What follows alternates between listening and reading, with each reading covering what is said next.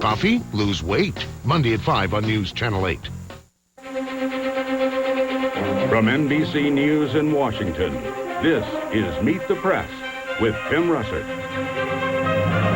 Our issues this Sunday, this man, the third-ranking al-Qaeda leader, Abu Faraj al-Libi, is captured. Why is this man, Osama bin Laden, still on the loose? And will this man, North Korea's Kim Jong-il, sell nuclear weapons to al-Qaeda or use them to blackmail the world? With us, Gary Schroen, a CIA officer for 32 years, and author of First In, an insider's account of how the CIA spearheaded the war on terror in Afghanistan.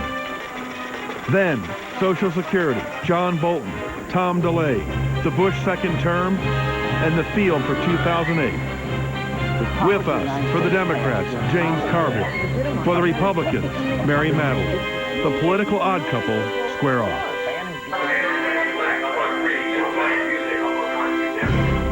But first, the war on terrorism through the eyes of CIA veteran, now author, Gary Schroen. Mr. Schroen, welcome to Meet the Press. Thank you very much, sir. Let me show you this photograph. Here is Abu Faraj al-Libi, captured, described as the number 3 man in al-Qaeda. How significant was his arrest?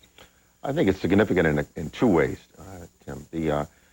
He is the number 3 guy. He replaced Khalid Sheikh Mohammed, who was a mastermind of many of the attacks. His arrest will significantly damage the al-Qaeda organization. It's important in a second way because it demonstrates that the Pakistani government and military are willing to go into the tribal areas north of Peshawar, where it's most likely that bin Laden and Ayman Zawahiri are hiding. Number 1 and 2. Number 1 and 2. Richard Clark, who headed up counterterrorism for the White House, said on Wednesday, quote, "I think the original al-Qaeda, the people who attacked us on September 11th, really doesn't exist anymore as a threat, as an organization, but there are other organizations out there related to the original al-Qaeda that pose a significant threat." Do you agree with that? To some extent. Bin Laden is isolated, but I believe that he's able to still influence and communicate with his organization. It's true that terrorism has been globalized now in a way after 9/11.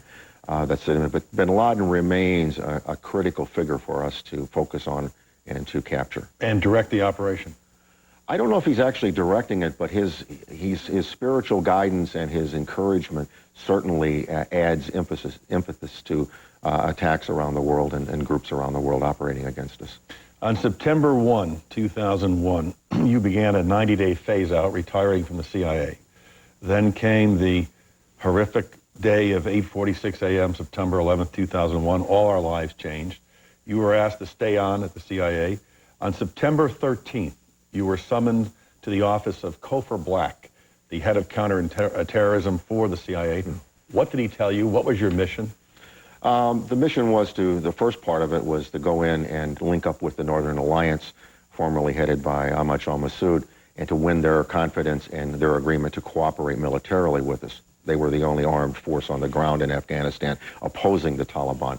The second part of it was, once the Taliban were broken, to attack the al-Qaeda organization, find bin Laden and his senior lieutenants, and kill them. Kill them? Kill them. Wasn't it illegal for us to kill foreign leaders? I don't think at that point that I think the administration had gotten to the point where it was fair. Bin Laden and his guys were fair game. As part of war? As part of war. Mr. Black gave you specific instructions of what he wanted you to bring home. That's true. He did ask that once we got bin Laden and killed him, that we send his head back in a cardboard box on dry ice so that he could take it down and show the president. Where would you find the dry ice in Afghanistan?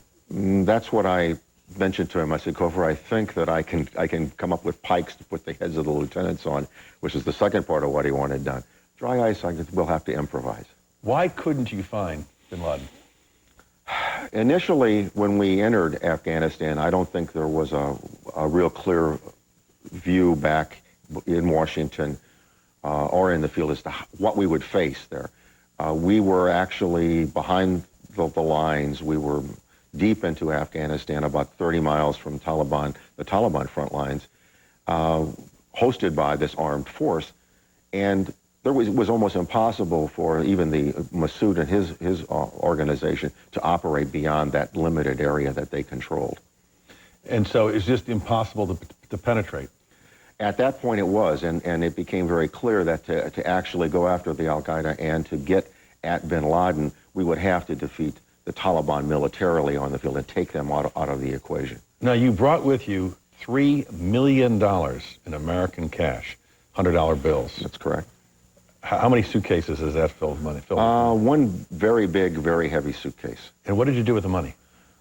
We basically used it to assure the leadership of the Northern Alliance that we were serious, that we dispensed the money to allow them to buy equipment, material, and other things that they needed to bring their forces up to full combat strength.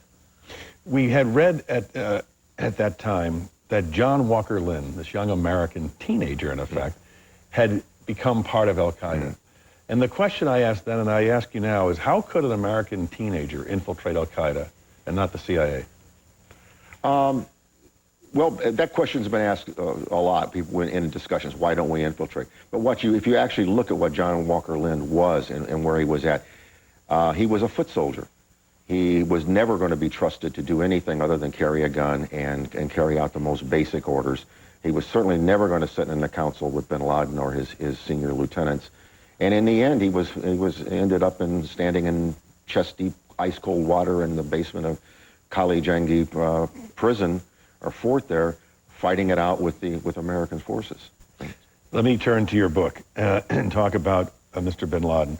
Osama bin Laden and Amin al-Zawahiri are hiding somewhere in the tribal areas of Pakistan. They are undoubtedly being assisted by tribal leaders who dislike the Pakistani government and who enjoy the financial rewards bin Laden brings to them.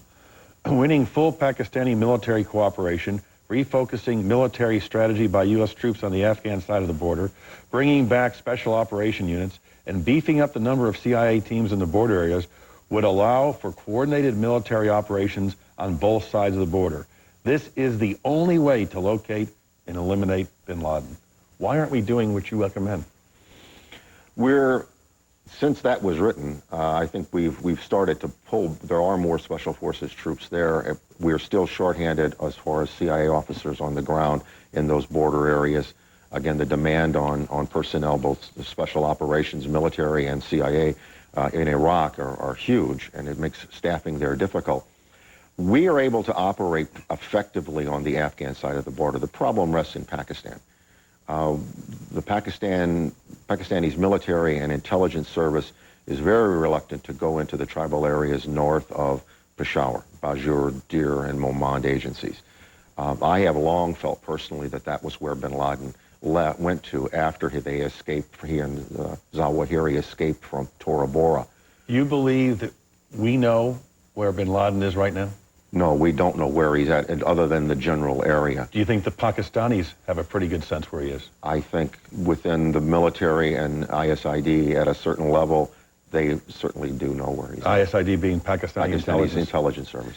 Let me show you the map of the border area. The border's 1,640 miles long, the mountainous region about the size of the country of Ireland. And you think up there in the upper right-hand corner? Upper right-hand corner, there's the little jot out there is where Peshawar is. And north of that is a rugged area. It's traditionally been the most hostile area to any kind of government control. The tribals there have made centuries of living smuggling, and it's one of the main drug trafficking routes in and out of the country. And bin Laden is very respected and liked in that area. And they're protecting him? I think they're protecting him for a number of reasons. He's considered to be a Robin Hood-like figure. He's made a mockery of our efforts to catch him for all these years. And he's probably has a nice checkbook that he's writing sizable amounts of checks for these people hosting him. Tom Brokaw interviewed General Pervez Musharraf in Pakistan and talked about capturing bin Laden. Let me show you part of that interview. Is there a danger for you personally and for your government that if Pakistani troops take down Osama bin Laden in what would probably be a difficult struggle, that it would cause an uprising in some of the cities in your country and in the refugee camps?